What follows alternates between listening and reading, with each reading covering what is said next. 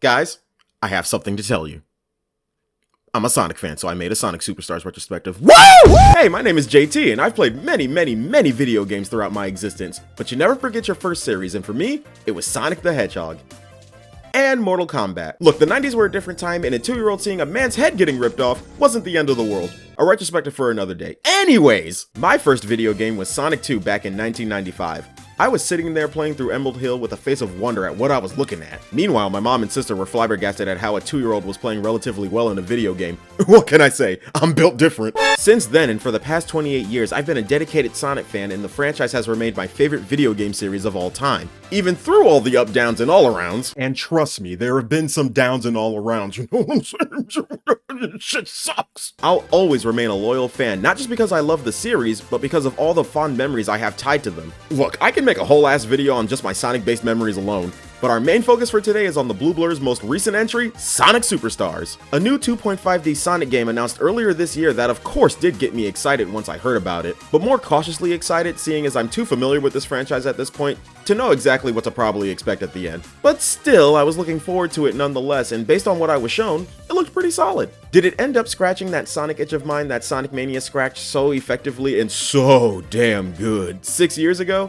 Well, let's play the game and find out. Also, it goes without saying that there will be spoilers aplenty in this video, and seeing as this game is still relatively new, and if you don't want to be spoiled, go on, I'm spoiling! The fuck are you doing here? Alright, you've been warned, here's the story. So if you want the full story on this game, then we're gonna have to cover the short comic that was released before the game dropped called Fang's Big Break. In it, it shows that Dr. Eggman is up to his Eggman shtick again, and that this time his sights are on North Star Island. Wanting to know if there's something or someone on the island that'll aid him in his next world conquest scheme, he enlists the help of Fang the Sniper to scope out the place first. And yeah, I know, in the comic he's called Fang the Hunter, but I first met him in Sonic the Fighter, so my nostalgia has me at gunpoint. Anyways, Fang checks out the island, and after encountering a big chunker of a Flicky and capturing it, he also runs into a resident of the island, Trip, who he captures and forces her to work for him and Eggman to answer some questions on the island. Later on, they explore some ancient caverns, and after dealing with a giant snake and discovering a mural saying that the island holds some ancient power, which we all know Eggman loves and has never gone wrong before, Eggman sets his plan into action.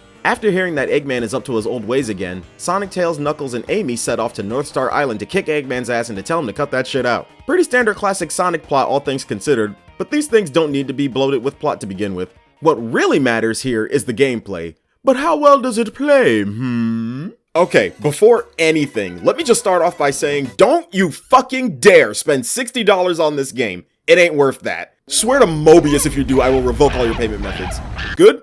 Good. Now then, let me say that in terms of basic movement and control, this game controls wonderfully. It controls pretty damn identically to the classic games, momentum and all. And at first I was worried about that because games like Sonic 4 Generations and Forces have told me that 2.5D Sonic can never control like the Genesis days. But thankfully, this game proved me wrong in that department. Launching off an inclined slope from a spin dash is still just as fun as before, and just like the classic games, every character is fast while still having their own identity. Sonic has his drop dash from Mania, which I'm glad is just a mainstay in this series now. I really love this move. Tails can fly, Knuckles can glide and climb walls, and Amy can double jump and use her Pico Pico hammer to whack ground enemies. Her double jump also acts like an extended insta-shield from Sonic 3 and Knuckles, seeing as she uses her hammer during it, easily making her one of my favorite characters to use. Oh, but hold on now, we ain't just controlling the classic characters here, for you see, there's a new addition to the roster. Trip the Sungazer. And before I talk about her, I just want to get this out of the way now. Trip is so damn precious. Oh my god, I love this character and I hope she becomes a mainstay in the series. Protect her with your life, or I'll end yours. So anyways, you can play as Trip once you've completed the main story, who after she's had enough of Fang's shit,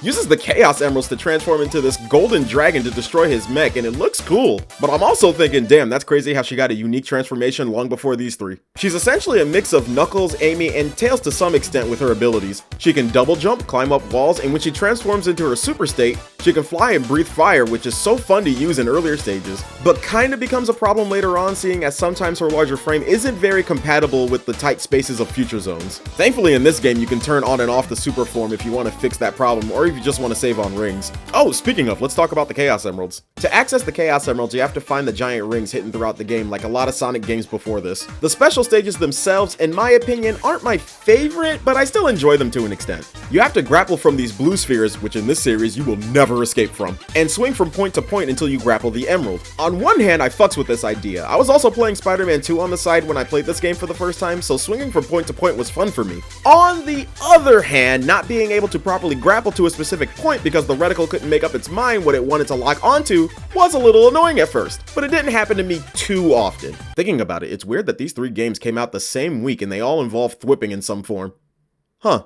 I did like that you could target these boosters to get the emerald faster, and you bet your ass I aimed for these when I could. And another cool thing is that these bombs that are normally a hazard if you grapple them fully can be used as semi-boosters if you grapple them and let go right before you make contact with them. Pretty damn satisfying to do if I'm being honest. But getting back to the emeralds themselves, I want to give Sonic Superstars big props for doing something new with the Chaos Emeralds, and that's having each emerald give you a different power to use after obtaining it. If we're being super technical here, Tails' Adventure on the Game Gear in 1995 did it first with a similar spirit for the emeralds, but all they did was raise your health cap with each new emerald you found. Not counting the super form, we have 7 powers to work with here that you can use only once until you refill it at the checkpoint. There's Avatar, which allows you to summon multiple clones of yourselves to cover the entire screen. Bullet, which turns you into a fireball of doom and can shoot in multiple directions. Kinda reminds me of the Burst Wisp from Sonic Colors DS. Water, which makes you swim and breathe underwater, go up waterfalls, and makes you immune to being crushed, which I found out recently and I'm glad I did. Ivy lets you summon a beanstalk for some vertical height, which honestly, I barely use this power aside from hitting the final boss one time to see if I could.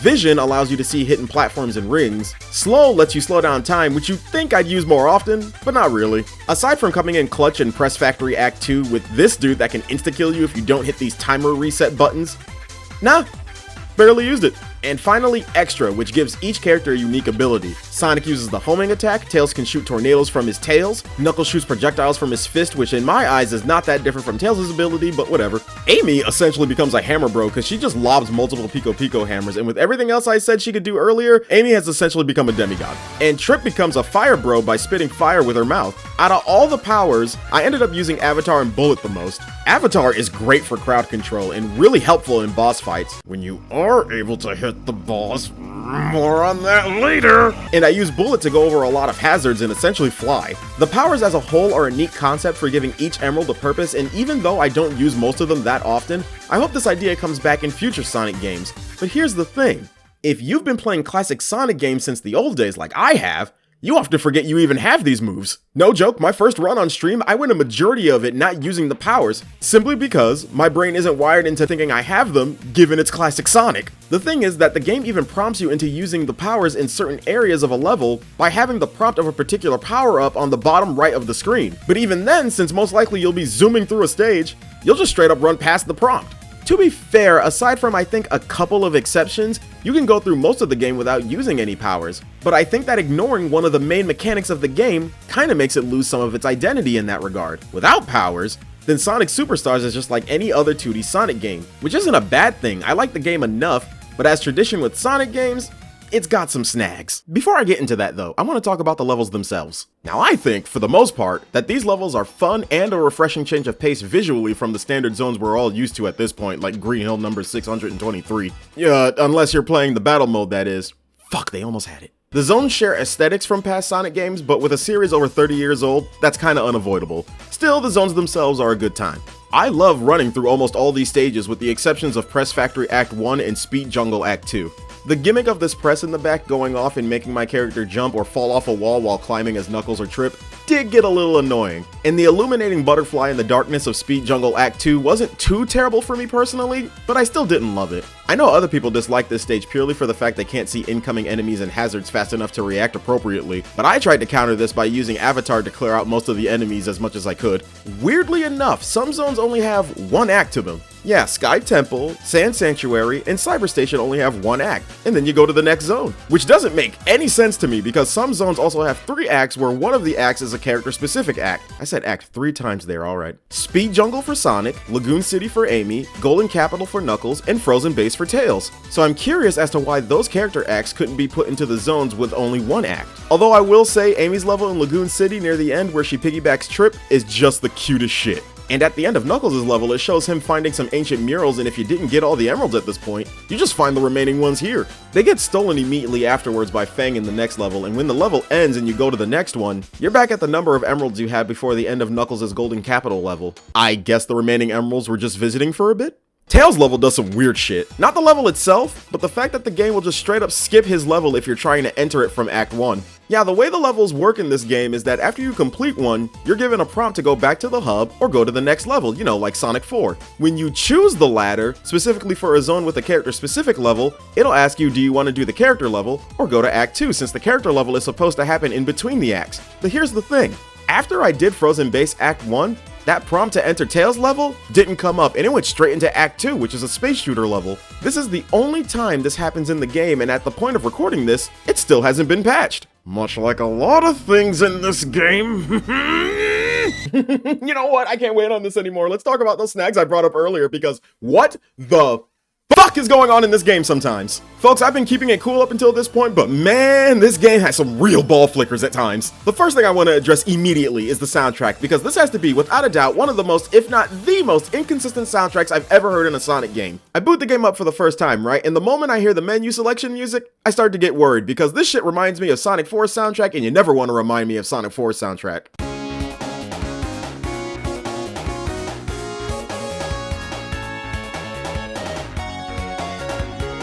But then, I get into the first zone, Bridge Island, and it sounds great. Act 1 and Act 2 got me moving with its bounciness.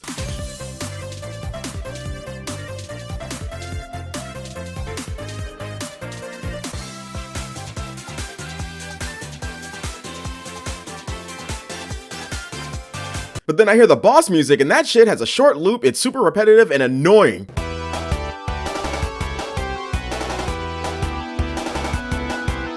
But it still ain't Sonic 4's fucking Then Speed Jungle Act 1 starts playing and I'm like,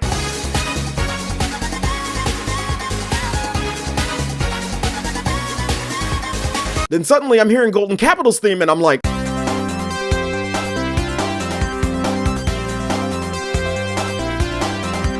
this soundtrack sounds confused. It's like some of it is trying to be Genesis-like and it ain't working, and some of it's doing its own thing and it fucks, and it bothers the hell out of me because of the inconsistency. Another big problem are the boss fights. Oh great, Mobius, do these boss fights drag. I know some of y'all probably heard this a dozen times from other YouTubers, but nah man, this shit bears repeating cause shit sucks. These boss fights like to drag their asses off because unlike the classic games, you can't hit a boss multiple times consistently. Each time you hit it once, they have a buffer period where you can't damage them anymore until it ends. Because of this, what would take a few seconds to kill a boss in the old games can take well over several minutes to beat here. Oh my god, Fang's boss fight. The final boss and the true final boss can seriously suck my ass. Fang's fight goes on way too long, not only because of the buffer hits, but also because it's an auto-scroller, and if you die near the end, you gotta reset the entire boss again from the beginning. And yeah, this applies to every boss. You fucked up and died? Do it again. The final boss's second phase does this thing straight out of Sonic 3 and Knuckles where it follows you while destroying the ground behind you. You can't fully see what's in front of you, which means you might collide with the incoming obstacles, and he has this whirly twirl move where he destroys even more of the floor. Fun tip to save you some headaches, just use Meteor on this part and fly over the bullshit. And the true final boss, which A, in terms of this game, comes out of fucking nowhere, and B, his fight, you guessed it, can drag. Look at how long I've been in this fight, and that's with hitting him every chance I got. Fuck this fight. If they didn't drag, I'd love these bosses way more because I think they're pretty fun otherwise. I like this guy from Speed Jungle Act 2 because he has to hurt himself like this asshole from 3 and Knuckles. He also reminds me of the Omni Droid from The Incredibles. Looks like him too. And then there's Trip's story. Trip's story. Holy fuck. I love the character, I really do, but her campaign was just a miserable time. You unlock it after completing the main story, and it's pretty much this game's and Knuckles run from Sonic 3 and Knuckles. You go through a slightly harder version of the main campaign, but it's Trip. Now hold on, did I say slightly hard? Oh my bad, I meant get fucked. Why, oh why, is this mode's version of a hard mode just plastering the stages with more than necessary spikes, adding egg robos at every turn, and worst of all, giving the bosses more health? Ugh! I shit you not, guys. The fact that Trip's bosses have more health on top of my complaints from earlier and them already dragging in the normal campaign, I almost considered not recording her whole campaign just so I could stop playing it sooner. But I like you guys enough, I guess, and I wanted to make sure I covered everything I wanted to in this, like, I don't know, Trip's final boss? Yeah, that fucker, let's talk about him. Trip's final boss against Fang the fuckboy over here can just fuck right off, cause A, you know it, the fight can go on way too long, B, he throws out insta-kill lasers, glad to know he took some pages from Sonic CD, and fucking C, the second phase where he can catch you in an electric web and one-shot you with the cork gun and then you gotta start the whole shit over again.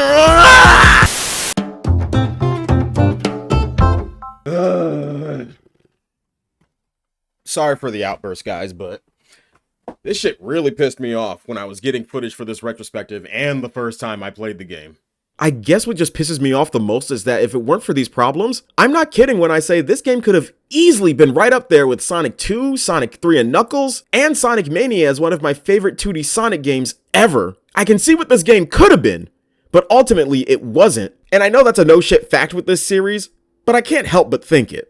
I guess if I had to complain about one other thing, it'd be the glitches, which as of this video, still hasn't been patched out.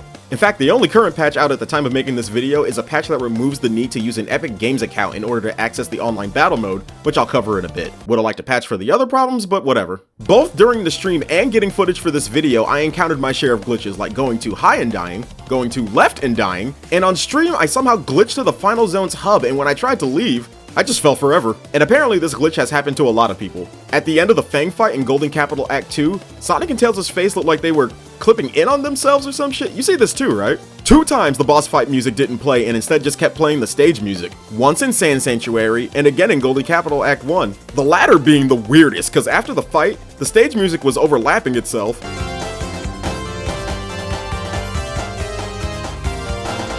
And the Act Clear theme didn't play. Creepy, but funny.